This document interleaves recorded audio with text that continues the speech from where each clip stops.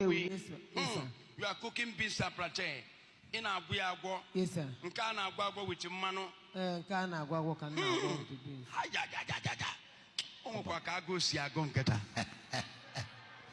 Ona ya laptale no ka. Madam, that food is what you call proteinia. Yes, sir. Okay, but that's it. Beans and plantain. Exactly. In 18 years, only like Otsuzan Iva. Okay, Otaze.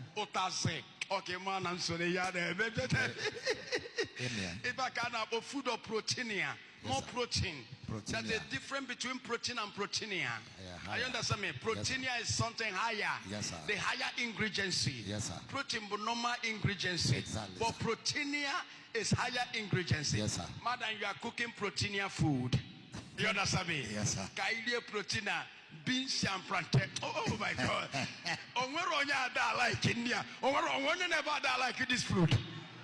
It is a normal food to the Igbo people. Yes, sir. A beans and plantain. I'll go to you to a ton of Galia. Or they gave an apple mamusa. And we were an apple mamusa.